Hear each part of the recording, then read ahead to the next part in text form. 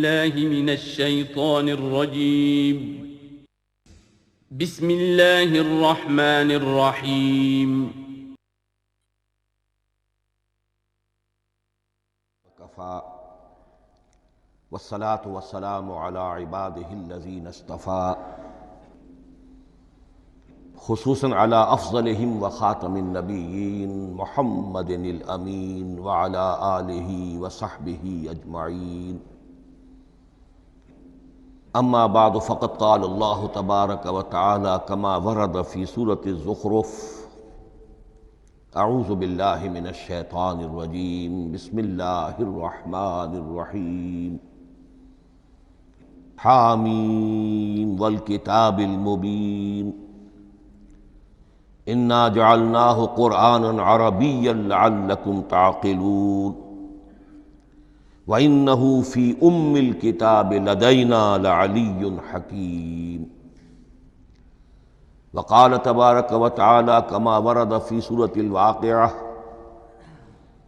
فلا اقسم بمواقع النجوم وإنه لقسم لو تعلمون عظیم إنه لقرآن کریم في كتاب مكنون لا يمسه إلا المطهرون تنزیل من رب العالمین. وقال عز وجل كما ورد في آخر سورة الفجر: بل هو قرآن مجید في لوح محفوظ. صدق اللہ العظیم. رب اشرح لي صدری ويسر لي امری واحلل عقدۃ من لسانی یفقہوا قولی. اللہم ربنا الہمنا رشدنا واعذنا من شرور انفسنا. اللہم ارنا الحق حقا وارزقنا اتباعہ وارنا الباطل باطلا وارزقنا اجتنابہ. اللہم ارحمنا بالقرآن العظیم واجعلہ لنا اماما ونورا وہدی ورحمہ. اللہم ذکرنا منہ ما نسینا وعلمنا منہ ما جہلنا وارزقنا تلاوتہ آناء اللیل وآناء النہار واجعلہ لنا حجتا یا رب العالمین آمین. تعارف قرآن کے ضمن میں سب سے پہلی بات جو سمجھنے کی ہے وہ یہ کہ قرآن مجید کے بارے میں ہمارا اجمالی عقیدہ کیا ہے. یہ 3 جملوں پر مشتمل ہو سکتا ہے. ہمارے نزدیک قرآن اللہ کا کلام ہے جو محمد الرسول اللہ صلی اللہ علیہ وسلم پر نازل ہوا. اور تیسرے یہ کہ یہ مکمل محفوظ شکل میں موجود ہے بنوعاً، اس میں نہ کوئی تحریف ہوئی ہے نہ کوئی تبدیلی ہوئی ہے. یہ کم سے کم 3 اجزاء ہیں ہمارے عقیدے کے قرآن مجید کے بارے میں. لیکن اب اس کی کچھ علمی توضیحات. سب سے پہلے یہ کہ کلام ہونا، اس کا اللہ کا کلام ہونا، اس لیے کہ آپ کے علم میں ہے کہ تورات جو حضرت موسیٰ علیہ السلام کو دی گئی تھی وہ لکھی ہوئی شکل میں پتھر کی تختیوں پر لکھی ہوئی صورت میں دی گئی تھی، اور قرآن مجید کی تنزیل جو محمد رسول اللہ صلی اللہ علیہ وسلم پر ہوئی ہے وہ ایک مختلف صورت میں ہوئی ہے. اس کو قرآن مجید خود اللہ کا کلام قرار دیتا ہے. چنانچہ سورہ توبہ کی آیت ہے، آیت نمبر 6: وَإِنْ أَحَدٌ مِّنَ الْمُشْرِكِينَ اسْتَجَارَكَ فَأَجِرْهُ حَتَّى يَسْمَعَ كَلَامَ اللَّهِ ثُمَّ أَبْلِغْهُ مَأْمَنَهُ. جب ہجرت کے 9ویں سال آخری وارننگ دی گئی تھی مشرکین عرب کو کہ اب صرف تمہیں چند مہینے کی مہلت دی جا رہی ہے، اس دوران میں آخری فیصلہ کر لو اسلام قبول کرنا ہے یا نہیں، اس لیے کہ اس کے بعد مشرکین عرب کے لیے کوئی رعایت نہیں ہوگی. جو لوگ اسلام قبول نہیں کریں گے انہیں تہہ تیغ کر دیا جائے گا. فَإِذَا انْسَلَخَ الْأَشْهُرُ الْحُرُمُ فَاقْتُلُوا الْمُشْرِكِينَ حَيْثُ وَجَدتُّمُوهُمْ. جب یہ مہلت ختم ہو جائے تو ان مشرکین کا قتل عام کرو. اس کی وضاحت پھر جب سورہ توبہ ہم پڑھیں گے تو اس وقت ہوگی. اس وقت یقیناً ذہن میں کچھ اشکالات آئیں گے لیکن اس وقت اس ضمن میں تفصیلی بحث کا موقع نہیں۔ اب اس میں ایک استثناء رکھا گیا کہ ایک مشرک ہے، وہ چاہتا ہے کہ اتنا بڑا چیلنج جو ہمیں دے دیا گیا تو ہمیں موقع دیا جائے کہ ہم آئیں، آپ کے پاس بیٹھیں، کچھ دن رہیں، اللہ کا کلام سنیں، آپ کیا بات منوانا چاہتے ہیں، اس کے لیے کیا دلائل ہیں، اس کو اچھی طرح سمجھیں، اس کا ہمیں موقع ہونا چاہیے۔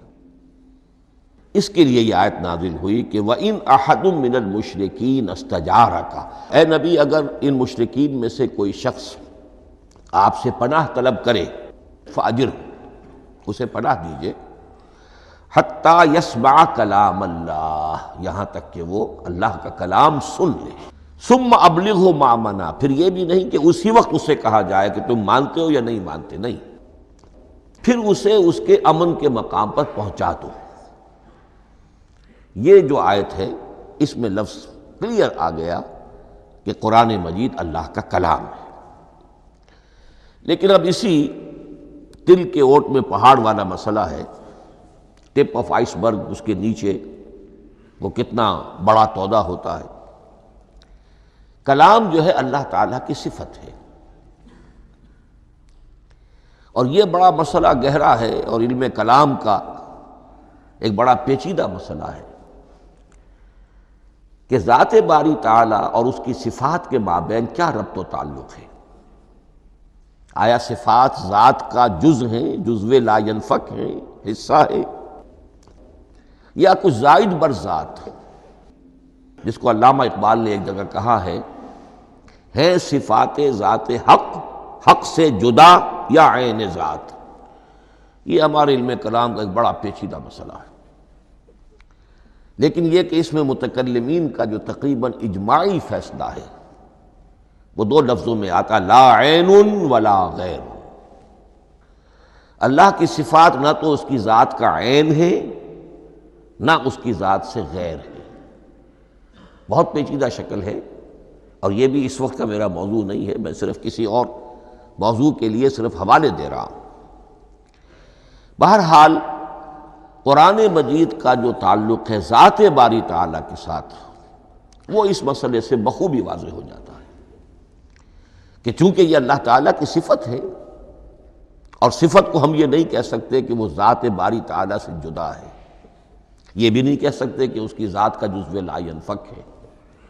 کچھ اسی طرح کا تعلق ہے قرآن مجید کا ذات باری تعالیٰ کے ساتھ، لیکن یہ مسئلہ قرآن مجید میں خود بیان ہوا،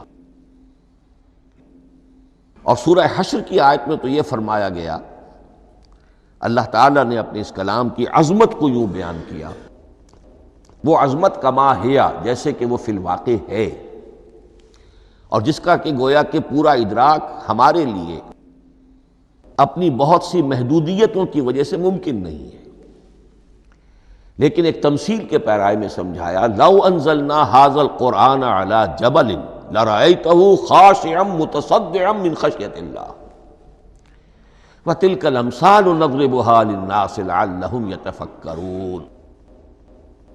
اگر ہم نے اس قرآن کو کسی پہاڑ پر اتار دیا ہوتا تو تم دیکھتے کہ وہ دب جاتا اور پھٹ جاتا اللہ کے خوف سے۔ اور یہ مثالیں ہیں جو ہم لوگوں کے لیے بیان کرتے ہیں تاکہ وہ غور کریں، تدبر کریں، سمجھیں۔ ما لا یدرک کلہ لا یترک کلہ، اگرچہ بتمام و کمال عظمت قرآن کا فہم ان کے لیے ممکن نہیں ہے، لیکن کسی درجے میں تو کچھ انعکاس اس کا ہو جائے، کچھ اندازہ ہو جائے، انسان اپنی ذہنی سطح کے اعتبار سے، اس کی مناسبت سے کسی درجے میں عظمت قرآن کا اندازہ کر لے، تو اللہ تعالیٰ کے ان الفاظ کو سامنے رکھے کہ لو انزلنا ھذا القرآن علی جبل لرأیتہ خاشعا متصدعا من خشیۃ اللہ۔ اب اس آیت کو سمجھنے کے لیے سورہ اعراف کی آیت نمبر 143 کو سمجھنا ہوگا، اسی اصول کے تحت کہ القرآن یفسر بعضہ بعضا، قرآن کا ایک حصہ دوسرے حصے کی تشریح کرتا ہے۔ وہاں یہ واقعہ بیان ہوا ہے کہ حضرت موسیٰ علیہ السلام کو جب اللہ تعالیٰ نے کوہ طور پر طلب فرمایا 30 راتوں کے لیے، جس میں بعد میں 10 کا اضافہ کر کے وہ ایک 40 رات کا ایک کورس بنا، دن رات، اس موقع پر جو مخاطبہ الہی، مکالمہ الہی سے مشرف ہوئے حضرت موسیٰ علیہ السلام، تو ان کی آتش شوق بھڑکی اور انہوں نے بڑی جرأت کر کے یہ درخواست کر دی، رب ارنی انظر الیک، پروردگار مجھے اپنا دیدار بھی عطا فرما، مجھے موقع عنایت فرما، میں تجھے دیکھ سکوں۔ یہ ان کی وہ آتش شوق کا مسئلہ ہے۔ لیکن جواب کیا ملا؟ لن ترانی، تو مجھے ہرگز نہیں دیکھ سکتے، ولیکن انظر الی الجبل فإن استقر مکانہ فسوف ترانی۔ لیکن ظاہر بات ہے کہ حضرت موسیٰ علیہ السلام کو بات سمجھانے کے لیے کچھ مشاہدہ بھی کرانا تھا۔ فرمایا تم مجھے نہیں دیکھ سکتے، البتہ اس سامنے کے پہاڑ پر نگاہ جماؤ، ہم اس پر اپنی ایک تجلی ڈالیں گے۔ یہ اگلی الفاظ کے اندر وضاحت ہے، میں یہاں پہلے سے بیان کر رہا ہوں سمجھانے کے لیے۔ اگر وہ پہاڑ ہماری اس تجلی کو، تجلی کسے کہتے ہیں؟ جلا، روشنی، تو اللہ تعالیٰ کی طرف سے کوئی خاص اس کے نور کا جب پرتو ہوتا ہے کسی شے پر تو وہ اس کی تجلی ہے۔ ہم اپنی ایک تجلی اس پہاڑ پر ڈالیں گے، اگر وہ اس کو جھیل جائے، اپنی جگہ کھڑا رہ جائے، تو تم سمجھنا کہ شاید تم بھی ہمیں دیکھ سکو۔ فلما تجلی ربہ للجبل، اب یہاں وہ لفظ آ گیا، جب اللہ نے تجلی اپنی پہاڑ پر ڈالی، جعلہ دکا وخر موسیٰ صعقا، وہ پہاڑ ریزہ ریزہ ہو گیا اور حضرت موسیٰ بے ہوش ہو کر گر گئے۔ اب یہ بے ہوش ہو کر گر جانا، جبکہ وہ تجلی براہ راست بھی نہیں ہے، بالواسطہ ہے۔ مشاہدہ جو کر رہے حضرت موسیٰ وہ بالواسطہ ہے، تجلی پہاڑ پر ہے، لیکن یہ کہ اس کا بھی بالواسطہ اس کا جو ہوا ہے، اس کی جو تاثیر ہوئی حضرت موسیٰ علیہ السلام پر کہ وہ اس کی تاب نہ لا سکے اور بے ہوش ہو کر گر گئے۔ یہاں سے یہ بات سمجھ میں آتی ہے کہ یہ تجلی یہ ذات باری تعالیٰ تھی جس نے کوہ طور کو جلا کر بھسم کر دیا یا ٹکڑے ٹکڑے کر دیا، ریزہ ریزہ کر دیا۔ اب ذات الہی کے ساتھ جو تعلق ہے کلام الہی کا، اور یہ صفت جو لا عین ولا غیر کے درجے میں ہے ذات کے ساتھ، تو وہی تاثیر اس کلام الہی کی بھی ہے۔ لو انزلنا هذا القرآن على جبل لرأيته خاشعا متصدعا من خشية الله وتلك الامثال نضربها للناس لعلهم يتفكرون۔ اس حقیقت کو اس دور میں اپنے مطالعے کی محدودیت کا اعتراف کرتے ہوئے عرض کر رہا ہوں کہ میرے نزدیک جس قدر پرشکوہ انداز میں علامہ اقبال نے بیان کیا ہے، اسی کیفیت کو وہ شاید اس کی کوئی مثال نہ مل سکے۔ فاش گویم آنچ در دل مزمرست، یہ کتابیں نیست چیزیں دیگر است۔ میں صاف ہی کہہ دیتا ہوں جو میرے دل میں چھپی ہوئی بات ہے۔ فاش گویم آنچ در دل مزمرست، یہ کتابیں نیست، اس قرآن کو کتاب نہ سمجھنا، یہ کچھ اور شے ہے، چیزیں دیگر است۔ اب وہ چیزیں دیگر کیا ہے؟ وہی جو میں نے عرض کیا، ذات باری تعالیٰ اور کلام کا صفت باری تعالیٰ ہونا، اس کے بنا پر جو مناسبت ہے، جو قرب ہے، جو مشابہت ہے۔ مثل حق پنہاؤ ہم پیداستو، زندہ و پائندہ و گویاستو۔ اس کلام میں اللہ تعالیٰ کی ساری صفات کا انعکاس موجود ہے۔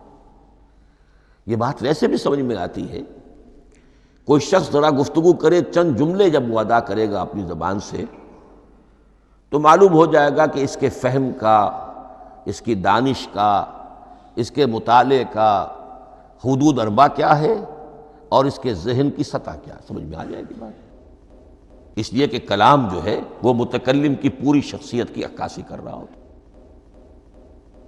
تانت بازی راگ پایا، چند جملے کسی نے کہا، پتہ چل گیا کہ یہ کس سطح کے آدمی ہیں، علمی اعتبار سے، معلوماتی اعتبار سے، تہذیبی اعتبار سے، کلچرڈ ہیں یا نہیں ہیں، یہ ساری باتیں چند جملوں میں واضح ہو جائیں گی۔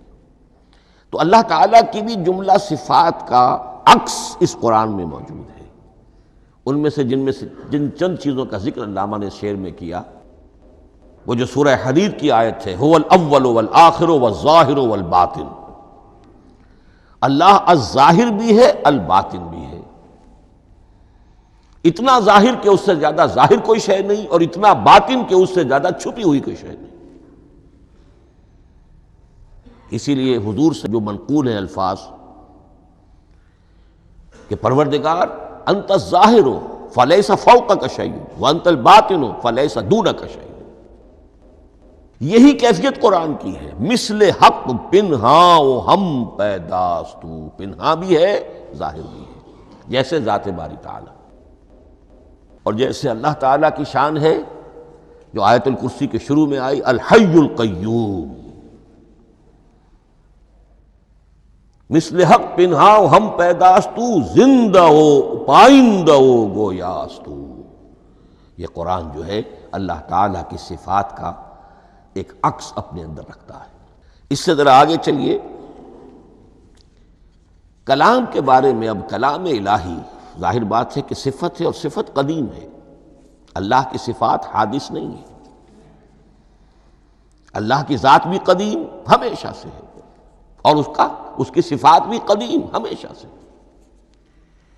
اور یہ جو کلام الہی ہے، ظاہر بات ہے کہ یہ جو ہماری زبان کے حروف و اصوات ہیں، کلام الہی تو ان سے منزہ ہے، مبرہ ہے، ماورا ہے، اعلیٰ ہے، عرفہ ہے۔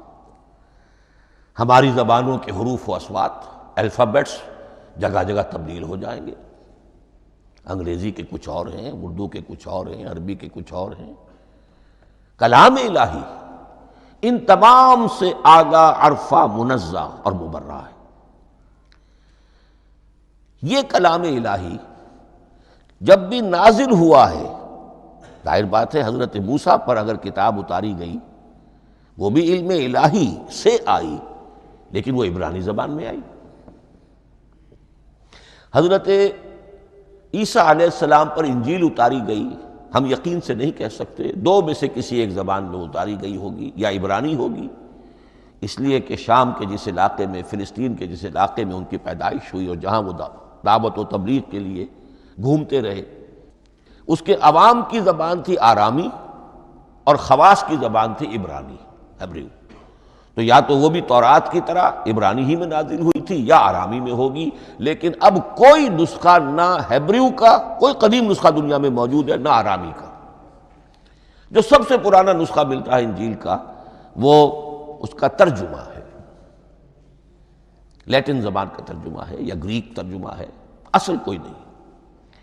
بہرحال جب وہ کلام الہی محمد الرسول اللہ پر نازل ہوا، اب اس نے حروف و اصوات کا وہ جامہ پہنا کہ جو عربی زبان کے ہیں۔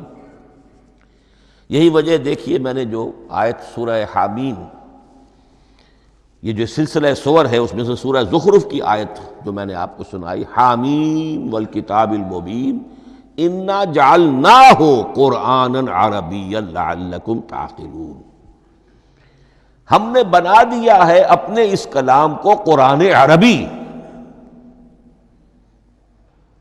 اس کو عربی حروف و اصوات کا جامہ ہم نے پہنا دیا ہے، انا جعلناہ قرآنا عربیا لعلکم تعقلون، کہ چونکہ مخاطب اول جو قوم تھی امیین، ان کی زبان عربی تھی، لعلکم تعقلون، تاکہ تم اس کو سمجھ سکو۔ اب اس سے آگے چلیے،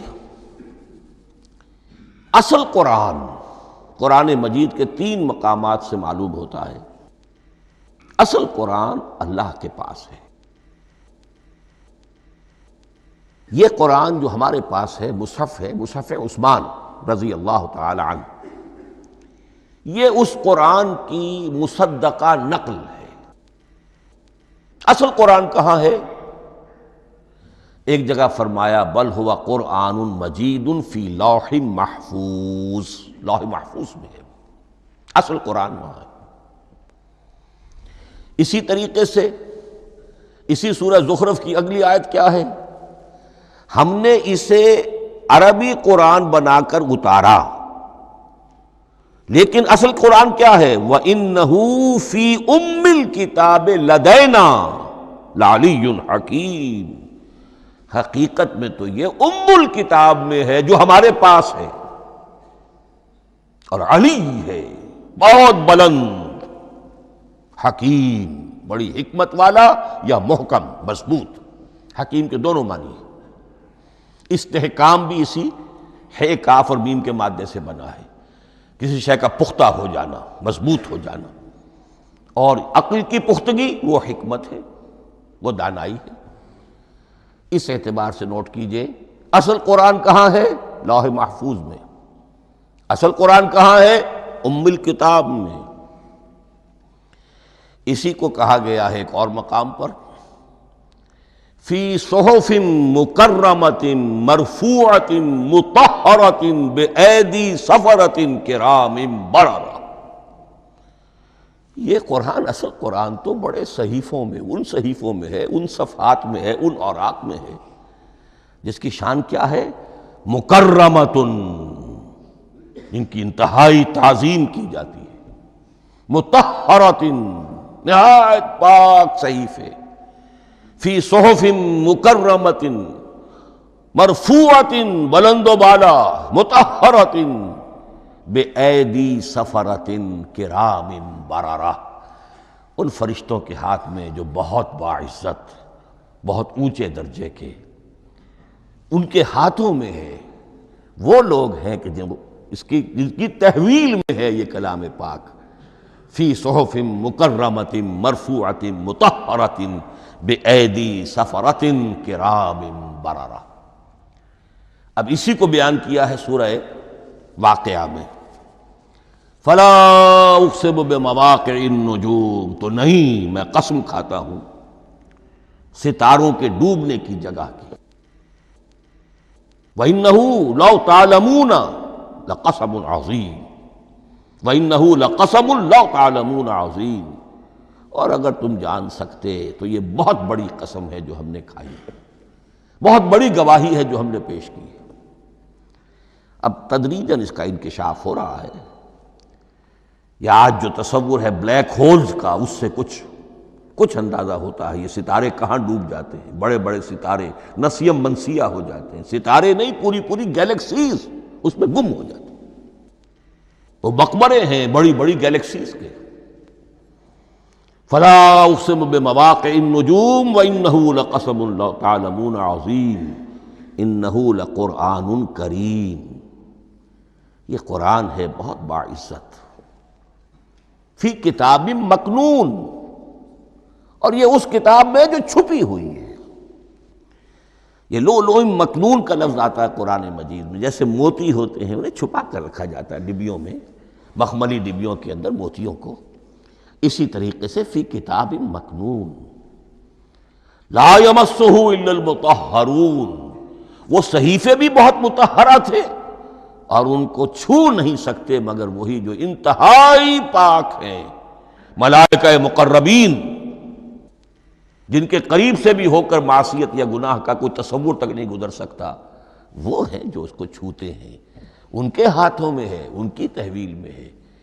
یہ ہے وہ چیزیں کہ جس سے اندازہ ہوا کہ اصل قرآن کہاں ہے۔ یہ جو ہمارے پاس ہے در حقیقت یہ نقل مطابق اصل ہے، مصدقہ نقل ہے۔ اب اس میں آپ سے عرض کر دوں کہ ایک بہت خوبصورت بات ہمیں جو ملتی ہے، تورات میں جو استثناء، جو صفر استثناء ہے، ڈیوٹرانومی، اس کے 18ویں باب میں 18ویں اور 19ویں آیات جو ہیں اس میں ذکر موجود ہے، میں ان کے لیے انہی کے بھائیوں میں سے تیری مانند ایک نبی برپا کروں گا۔ اللہ تعالیٰ کلام فرما رہے ہیں یہاں حضرت موسیٰ علیہ السلام سے، آج بھی موجود ہے اولڈ ٹیسٹمنٹ، ڈیوٹرانومی یا کتاب استثناء، صفر استثناء، اس کا 18واں باب، اس کی 18ویں اور 19ویں آیات، جب چاہیں جا کر دیکھ لیں۔ میں ان کے لیے ان کے بھائیوں ہی میں سے تیری مانند ایک رسول اٹھاؤں گا، میں ان کے لیے انہی کے بھائیوں میں سے تیری مانند ایک نبی برپا کروں گا اور اپنا کلام اس کے منہ میں ڈالوں گا، اور جو کچھ میں اس سے کہوں گا وہی وہ ان سے کہے گا۔ یہ ہے جو پیشین گوئی ہے محمد الرسول اللہ صلی اللہ علیہ وسلم کی۔ اور یہاں وہ فرق واضح کر دیا گیا، اے موسیٰ تم سے تو یا تو ہم نے کلام کیا ہے یا تمہیں جو کتاب دی ہے وہ لکھی ہوئی دی ہے، لیکن جو نبی تیری ہی مانند میں برپا کروں گا۔ اب اس میں بھی نوٹ کرنے کی بات ہے کہ حضرت موسیٰ کے مشابہ نبی اکرم صلی اللہ علیہ وسلم کے سوا کوئی نبی نہیں۔ صاحب کتاب وہ بھی تھے، صاحب کتاب محمد بھی ہیں، صاحب امت وہ بھی تھے، اور صاحب امت محمد الرسول اللہ تیری مانند۔ صاحب شریعت، حضرت عیسیٰ صاحب شریعت نہیں تھے، شریعت موسوی ہی کو نافذ کرنے کے لیے آئے تھے۔ ان کی حیثیت دین موسوی کے مجدد کی تھی، ویسے نبی تھے، اللہ کے فضل و کرم سے نبی تھے، اس میں کوئی شک نہیں، رسول تھے، لیکن یہ کہ ان کے کام کی نوعیت کیا تھی، اس لیے کہ کوئی نئی شریعت لے کر نہیں آئے۔ اب بھی انجیل میں الفاظ موجود ہیں، don't think I have come to destroy law, یہ موزائک لا جسے یہ کہتے ہیں، شریعت موسوی، وہ تم پر نافذ رہے گی، تم اس کی پابندی کرو گے، چونکہ صاحب شریعت رسول یا موسیٰ یا محمد صلی اللہ علیہ وسلم علیہ الصلوۃ والسلام، تو میں ان کے بھائیوں میں سے، اب بھائی کون ہوں گے؟ ظاہر بات ہے بنی اسرائیل، ان کے کزنز کون ہیں؟ بنی اسماعیل، بنی اسرائیلی تو جو بھی نبی ہے وہ انہی میں سے ہے، ان کے بھائیوں میں سے، تو بھائی تو ہوگا، ان کا کزن ہوگا، اب وہ کون ہے؟ بنی اسماعیل۔ تو ان کے بھائیوں میں سے گویا کہ غیر اسرائیلی جو ان کے قریب ترین قرابت دار ہوں گے وہ بنو اسماعیل ہیں۔ تیرے مانند صاحب شریعت نبی میں برپا کروں گا، لیکن اس پر جو میرا کلام اترے گا وہ کس شکل میں اترے گا؟ میں اپنا کلام اس کے منہ میں ڈالوں گا، اور پھر وہ جو کچھ کہے گا وہ وہی کہے گا جو میں نے کہا ہے۔ اب اس کے حوالے سے ایک بہت اہم بات سمجھ لیجئے، اور قرآن مجید کے دو اہم مقامات کی وضاحت اس سے ہو جائے گی۔ یہ کلام اللہ، قرآن مجید میں اس کو قول جبرائیل بھی کہا گیا ہے۔ کلام اللہ حضرت جبرائیل کے ذریعے سے جب ادا ہوا ہے تو قول جبرائیل ہے، اور پھر جب وہ محمد الرسول اللہ کی زبانی ادا ہوا تو قول رسول ہے، قول محمد ہے صلی اللہ علیہ وسلم۔ یہ قول اللہ بھی ہے، قول جبرائیل بھی ہے، اور قول محمد بھی ہے بیک وقت۔ یہ بات دیکھیے سورۃ تکویر، اذا الشمس کورت، انہ لقول رسول کریم ذی قوت عند ذی العرش مکین مطاع ثم امین وما صاحبکم بمجنون۔ یہ یہاں پر حضرت جبرائیل کا ذکر ہو رہا ہے۔ وما ہوا بقول شیطان الرجیم، محمد تک اس قرآن کو لانے والا تو وہ بلند پائے کا فرشتہ ہے، یہ کوئی شیطان رجیم نہیں ہے، اس لیے کہ مکے والوں نے کہہ دیا تھا ہو سکتا ہے کوئی بدروح آئی ہو محمد پر، اور اس بدروح نے کوئی الٹی سیدھی بات سکھا دی ہو، نہیں۔ انہ لقول رسول کریم، یہاں رسول کریم کون ہے؟ حضرت جبرائیل۔ انہ لقول رسول کریم ذی قوت عند ذی العرش مکین، بڑی قوت والا اور جس کا بڑا اونچا مقام اور مرتبہ ہے عرش والے کے قریب۔ ذی قوت عند ذی العرش مکین مطاع ثم امین، وہ فرشتوں کے مطاع ہیں، فرشتے ان کی اطاعت کرتے ہیں، فرشتوں کے سردار ہیں، اور پھر ساتھ ہی پورے امین ہیں، جبرائیل امین، یہ ہم لفظ استعمال کرتے ہیں۔ اور اس کے بعد آگے جا کے فرمایا وما ہوا بقول شیطان الرجیم، یہ کسی شیطان رجیم کا قول نہیں ہے۔ اب یہاں اس سورہ تکویر میں قرآن کو قول جبرائیل قرار دیا گیا، لیکن سورۃ الحاقہ میں چلیے اس کے آخر میں آتا ہے انہ لقول رسول کریم وما ہوا بقول شاعر قلیلا ما تؤمنون ولا بقول کاہن قلیلا ما تذکرون تنزیل من رب العالمین۔ یہاں اب رسول کریم سے مراد محمد الرسول اللہ صلی اللہ علیہ وسلم، یہ کسی شاعر کا قول نہیں ہے، کسی کاہن کا قول نہیں ہے، یعنی جس کے زبانی یہ قرآن لوگوں کے سامنے آ رہا ہے۔ جبرائیل کا قول ہو کر تو محمد پر نازل ہوا صلی اللہ علیہ وسلم، لیکن اب لوگوں کے سامنے وہ قول محمد بن کر آ رہا۔ انہ لقول رسول کریم وما هو بقول شاعر قلیلا ما تؤمنون ولا بقول کاہن قلیلا ما تذکرون تنزیل من رب العالمین۔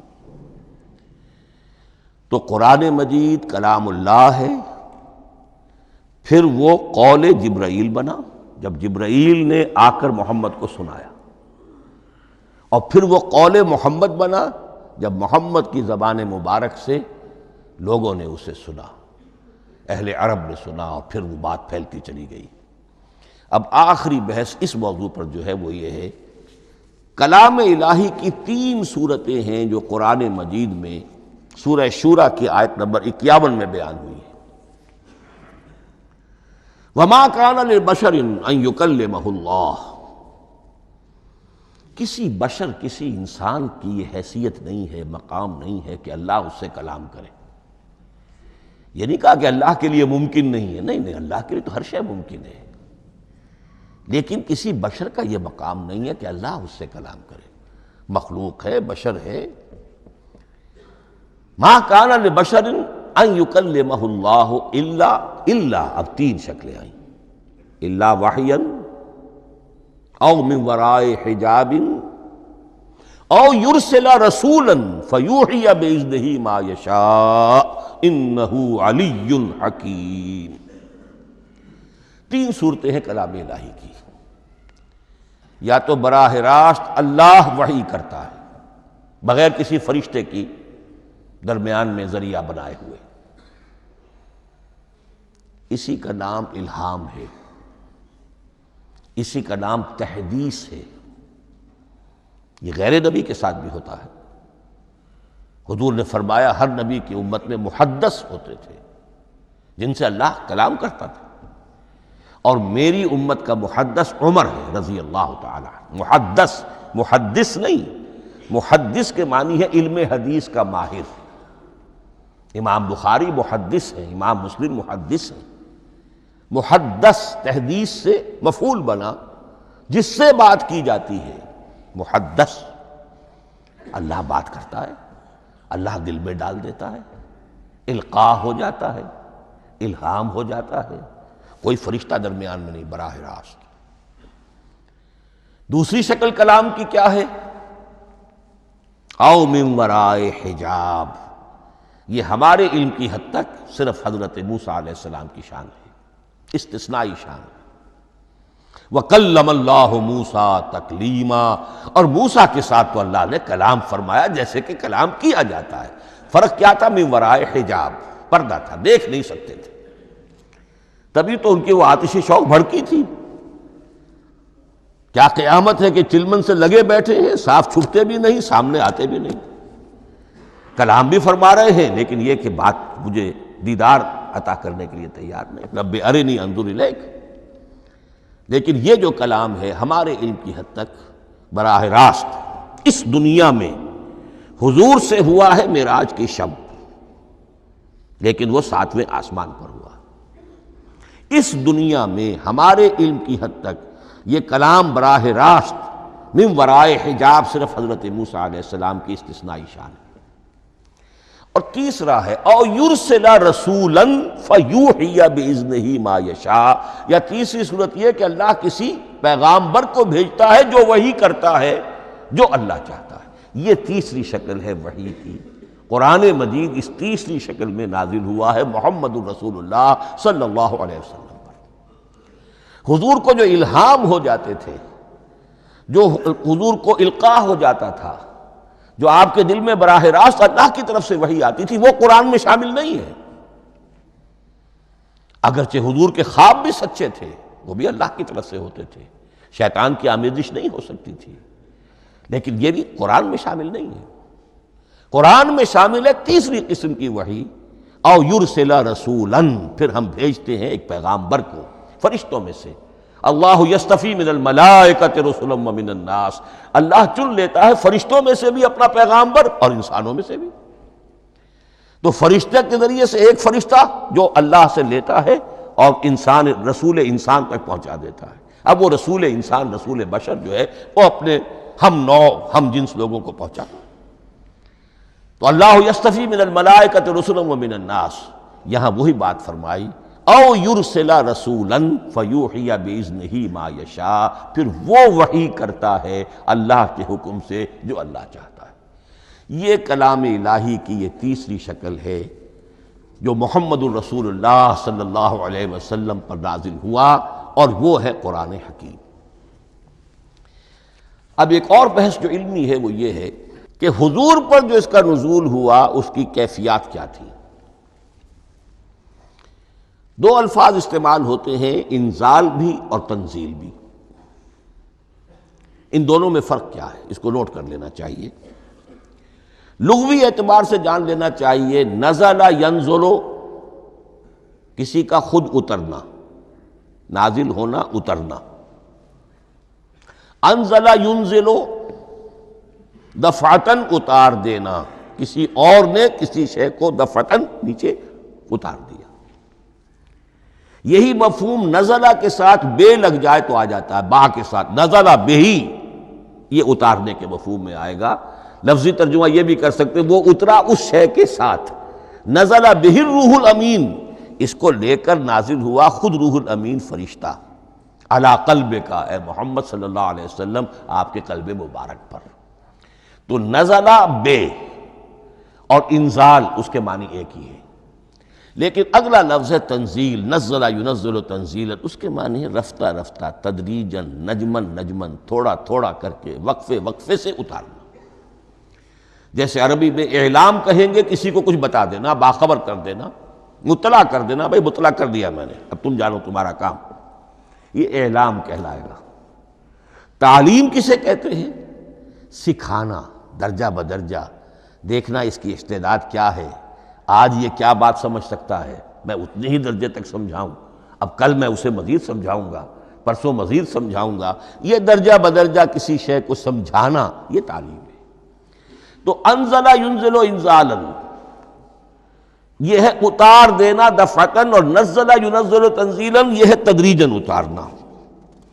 اب قرآن مجید کے لیے یہ دونوں الفاظ مستعمل ہیں، لیلۃ القدر اور لیلۃ المبارکہ۔ اب یہ دو بھی نوٹ کر لیجئے، قرآن مجید میں چونکہ اہم مضامین کم سے کم دو جگہ پر ضرور آتے ہیں۔ انا انزلناہ فی لیلۃ القدر، یہاں انزلنا ہے، نزلنا نہیں ہے، انزلنا ہے، ہم نے اتارا اس کو لیلۃ القدر میں۔ اور باقی صورت تو آپ کو یاد ہوگی، وما ادراک ما لیلۃ القدر، لیلۃ القدر خیر من الف شہر، تنزل الملائکۃ والروح فیہا باذن ربہم من کل امر، سلام ہی حتی مطلع الفجر۔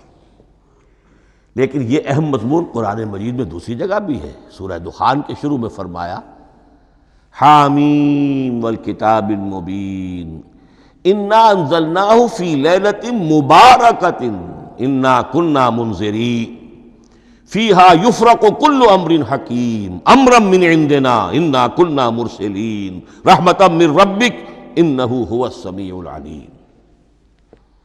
یہ لیلۃ المبارکہ ہے، ایک ہی ہے، لیلۃ القدر اور لیلۃ المبارکہ، ان دونوں کے لیے وہی انزلنا کا لفظ آیا۔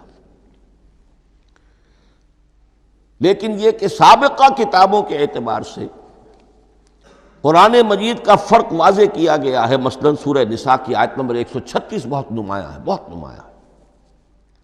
وہاں فرمایا گیا یا ایھا الذین آمنوا آمنوا باللہ ورسولہ والکتاب الذی نزل علی رسولہ والکتاب الذی انزل من قبل۔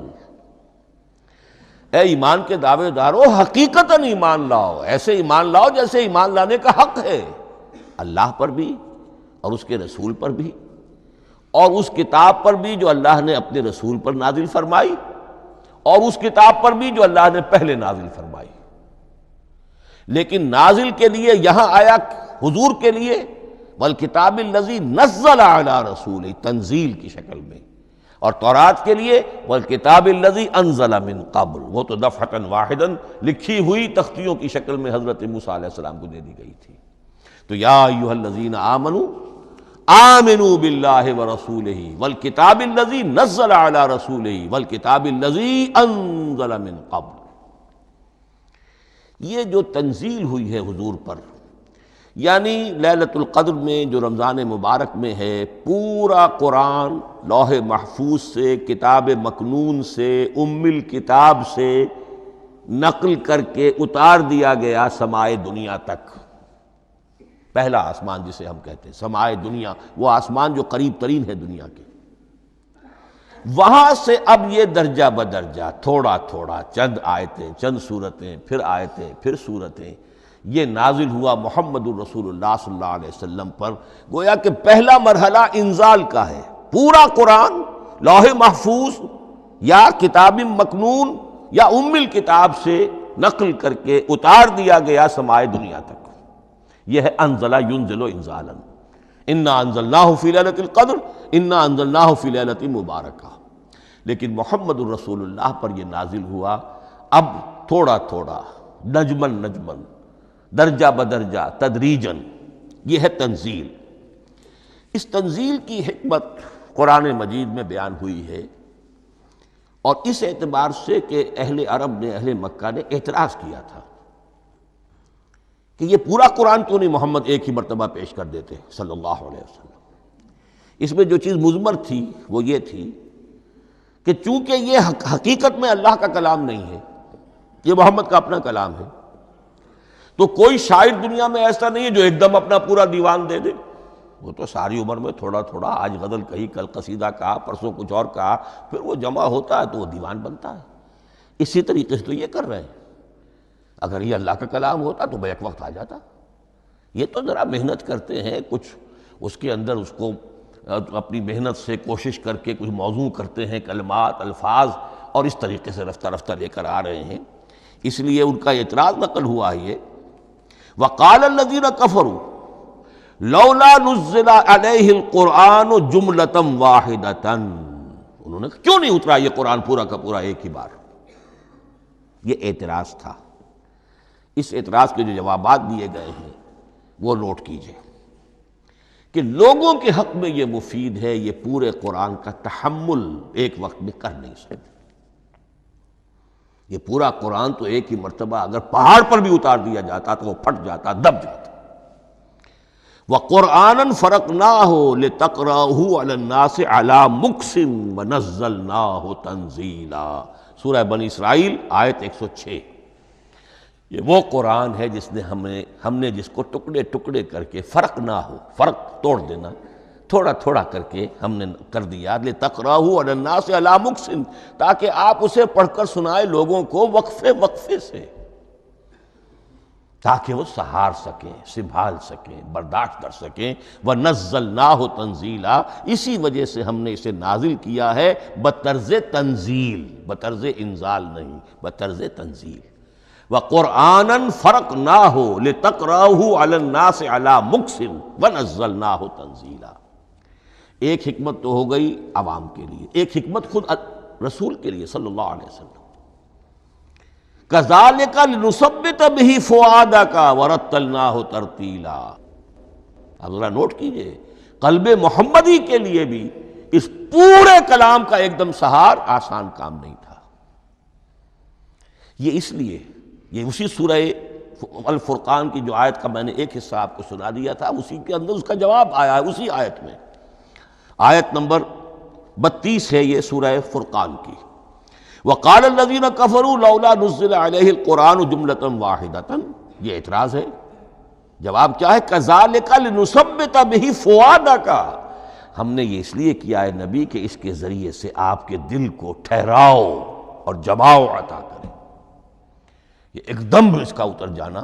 اِنَّا سَنُلْقِي عَلَيْكَ قَوْلًا ثَقِيلًا، بڑا بھاری بوجھ ہے، ناقابل برداشت ہے، تاکہ رفتہ رفتہ آپ کا دل، اس کے اندر تقویت بڑھتی چلی جائے، اس کے اندر اور اس کا تحمل جو ہے، اس کی صلاحیت بڑھتی چلی جائے۔ كَذَلِكَ لِنُثَبِّتَ بِهِ فُؤَادَكَ وَرَتَّلْنَاهُ تَرْتِيلًا، اسی لیے ہم نے تھوڑا تھوڑا کر کے نازل کیا ہے۔ وَلَا يَأْتُونَكَ بِمَثَلٍ لَّا جِئْنَاكَ بِالْحَقِّ وَأَحْسَنَ تَفْسِيرًا، ساتھ ہی فرمایا کہ یہ لوگ جو بھی اعتراض کریں گے ہم اس کا جواب بھی اور بہترین تعویل بھی آپ کو دے دیں گے۔ اب اگلی بحث یہ ہے، یہ قرآن کب اور کہاں نازل ہوا؟ یہ عام معلوماتی شے ہے، اس میں کوئی پیچیدگی نہیں ہے۔ لیکن اس کی اہمیت ہے بہت ضروری ہے، وہ میں انشاءاللہ اگلی بحث میں جب کہ قرآن کے سمجھنے کے جو اصول ہیں ان کو بیان کروں گا تو وضاحت سے بات آئے گی۔ یہ کہ یہ عام معلومات ہی ایک ہمارے ذہن میں خاکہ رہنا چاہیے، زمان و مکان کا کیا رشتہ ہے قرآن کے ساتھ۔ قرآن نازل کب ہوا؟ ہمارا چونکہ عام طور پر جو معمول ہے، ہم تو جو کرسچین ایرا ہے اس کے حوالے سے ہمارے ذہن کے اندر سارا حساب کتاب ہے، تو سن 610 عیسوی سے لے کر 632 عیسوی تک شمسی حساب سے 22 سالوں میں قرآن نازل ہوا ہے۔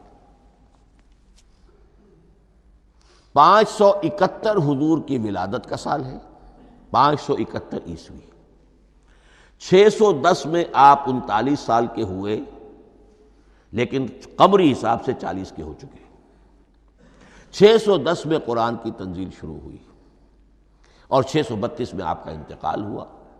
22 برس زمانی اعتبار سے نقشہ ذہن میں رکھیے، اور اسے ہم اگر دوسرے حساب سے کہیں گے تو عام الفیل، وہ جو ابرہہ آیا تھا بیت اللہ کو ڈھانے کے لیے، وہ سال عربوں میں بہت مشہور ہو گیا تھا، اور وہی سال حضور کی ولادت کا ہے۔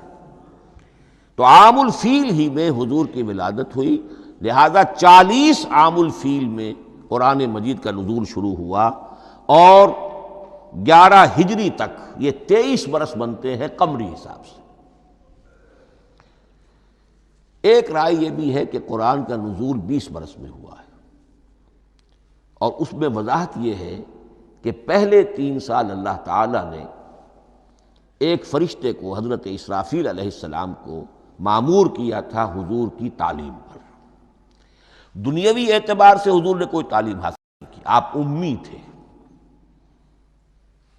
آپ نے دنیاوی اعتبار سے کسی کے سامنے زانو تلمس طے نہیں کیا، کہیں کوئی تعلیم حاصل نہیں کی، کہیں کوئی تحصیل علم نہیں کی، لیکن اللہ تعالیٰ نے علمہ شدید القویٰ، اللہ تعالیٰ نے جو کچھ انہیں سکھایا ہے، جو علم انہیں عطا کیا ہے، تو ایک روایت یہ ہے کہ 3 برس تک، اور اس کے بعد پھر قرآن نازل ہونا شروع ہوا، تو 20 برس تک قرآن نازل ہوا۔ لیکن وہ لوگ بھی مانتے ہیں کہ سورہ علق کی آیتیں نازل ہو چکی تھی، پھر 3 برس کا وقفہ ہے۔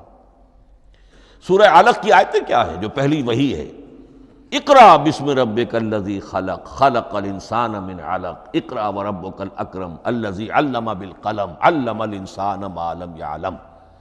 گویا کہ بسم اللہ ہو رہی ہے محمد الرسول اللہ صلی اللہ علیہ وسلم کی تعلیم کی، اور جن گھرانوں میں یہ رواج ابھی تک چل رہا ہو، بسم اللہ بچوں کی کراتے ہیں، ایک تقریب کی شکل میں منعقد کرتے ہیں، ہمارے ہاں یہ رواج تھا، اب ہم چھوڑ چکے ہیں، کہ جو تقریب بھی حضور کی اور صحابہ کی زندگیوں سے ثابت نہ ہو، ہمیں کوشش کرنی چاہیے کہ ان تقریبات کا سلسلہ منقطع کریں۔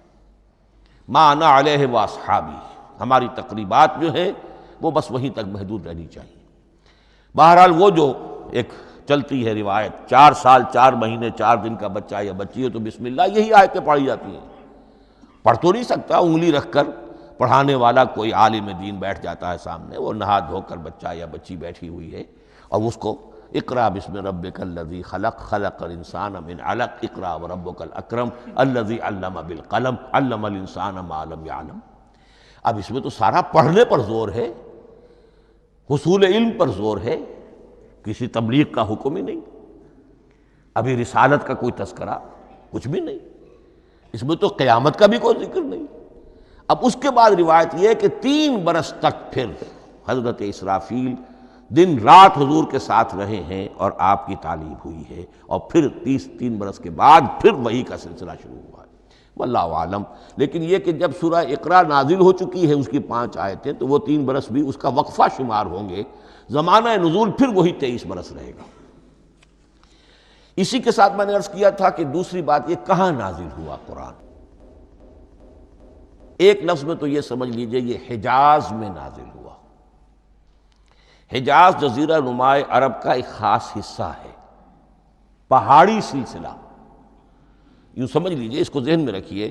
جزیرہ نماء عرب جو ہے وہ شمال سے جنوب کی طرف چوڑا ہوتا جاتا ہے، شمال میں شام اور عراق کی طرف جاتا ہے تو وہ تنگ ہے، پھر نیچے چوڑا ہو رہا ہے۔ اس کا جو مغربی ساحل ہے، جس پر جدہ کی بندرگاہ بھی ہے، ینبو کی بھی ہے، اس کے کہیں وہ ایک میدان شروع ہوتا ہے ساحل سے، کہیں وہ بہت مختصر ہے، کہیں خاصا چوڑا ہے، اس کو کہتے ہیں تہامہ۔ پھر ایک پہاڑی سلسلہ ہے، اس کو کہتے ہیں حجاز۔ یہ پہاڑی سلسلہ جو ہے اس کے بعد جو ہے وہ نجد کہلاتا ہے، وہ سطح مرتفع ہے، پلیشو۔ تو یہ تین حصے ہیں جزیرہ نما عرب کے جغرافیائی اعتبار سے، اور حجاز کہتے بھی ہیں پردے کو، حاجزن، پردہ جو دو چیزوں کے درمیان حائل ہو جائے۔ تو یوں سمجھیے کہ یہ فلیٹ ہے نجد کا، اور یہ فلیٹ ہے میدان، یہ ہے تہامہ کا، اور درمیان میں یہ پہاڑی سلسلہ کھڑا ہوا ہے۔ تو یہ گویا کہ ان دونوں کو جدا کر رہا، یہ حجاز ہے۔ اس حجاز ہی کا شہر مکہ ہے، اس حجاز ہی کا شہر مدینہ ہے، اس حجاز ہی کا شہر طائف ہے، اس حجاز ہی کی آخری ٹپ سمجھ لیجئے تبوک ہے۔ تو حضور صلی اللہ علیہ وسلم کی پوری زندگی آغاز وحی کے بعد سے لے کر وہ اسی علاقے کے اندر، پہلے آپ مکے میں تھے، قرآن مجید کی جو صورتیں اس دور میں نازل ہوئیں، یہ آیتیں نازل وہ مکیات کہلاتی ہیں۔ پھر آپ نے ہجرت کی، اور ہجرت کر کے جب آپ جا رہے تھے اس دوران میں بھی کچھ قرآن نازل ہوا اثناء ہجرت میں۔ پھر آپ مدینے تشریف فرما ہوئے، اب وہ ہم کہتے ہیں مدنی قرآن، لیکن مدنی قرآن سارا مدینے میں نازل نہیں ہوا۔ آپ کبھی جا رہے کسی مہم پر، کسی جنگ کے لیے، غزوہ بدر کے لیے آ گئے ہیں، تو وہاں جو آیات نازل ہو رہی ہیں وہ مدینے میں تو نہیں ہو رہی۔ براڈ تقسیم تو یہی ہے، مکی مدنی۔ ہجرت سے قبل جو کچھ نازل ہوا وہ مکی، ہجرت کے بعد جو کچھ نازل ہوا وہ مدنی۔ لیکن صرف مدنی کہنا صحیح نہیں ہے۔ اثناء سفر تبوک، اتنا طویل سفر ہے آپ کا، اس کے دوران آتے جاتے قرآن نازل ہوتا رہا۔ لیکن یہ بات نوٹ کر لیجئے کہ پورا قرآن حجاز ہی میں نازل ہوا ہے۔ یہ تمام شہر، یہ تمام علاقہ حجاز کہلاتا ہے۔ ایک اور بحث جو ہم اسی اپنی پہلی نشست میں مکمل انشاءاللہ کر لیں گے، وہ ہے محفوظیت قرآن کی بحث۔ میں نے عرض کیا تھا کہ تین چیزوں پر ہمارا عقیدہ مشتمل ہے۔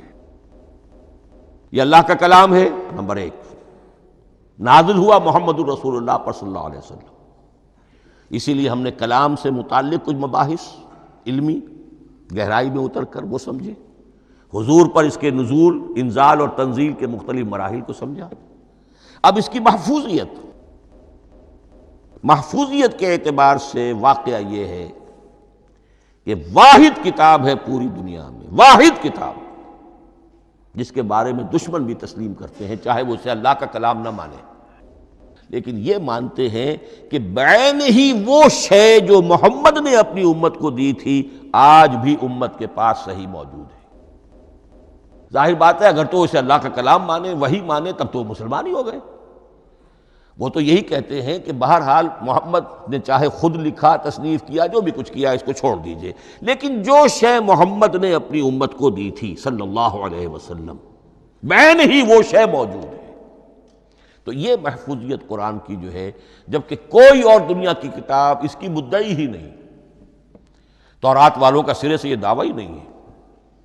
وہ تورات تو گم ہو گئی تھی نبوکدنضر کے حملے کے وقت، اس کے بعد سے دنیا میں تورات کا وجود نہیں ہے، اور پھر 100 برس کے بعد اپنی یادداشتوں سے مرتب کی ہے یہ تورات جو آج ہمارے سامنے ہے۔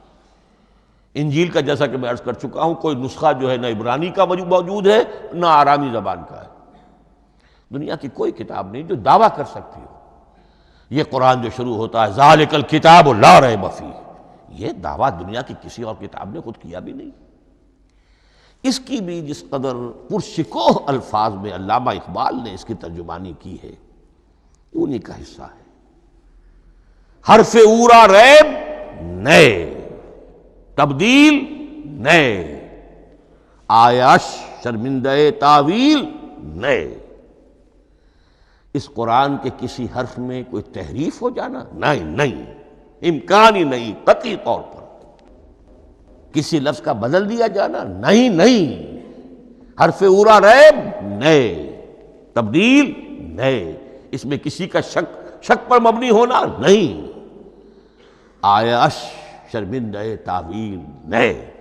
اس کی آیت کوئی بھی ایسی نہیں جسے تروڑا مروڑا جا سکے، یہ اپنی حفاظت خود کرتی ہے۔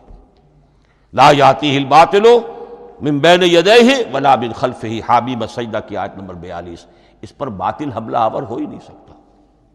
انا نحن نزلنا الذکر وانا لہ لحافظون، ہم ہی نے یہ الذکر نازل کیا ہے اور ہم ہی اس کی حفاظت کرنے والے ہیں۔ جہاں تک پہلے ٹکڑے کا تعلق ہے اس آیت مبارکہ کا، اس میں تو تورات بھی آئے گی۔ تورات کس نے نازل کی؟ اللہ نے نازل کی۔ انجیل کس نے نازل کی؟ اللہ نے نازل کی۔ انا انزلنا التوراۃ فیہا ھدی ونور، یہ سورہ مائدہ میں الفاظ ہیں۔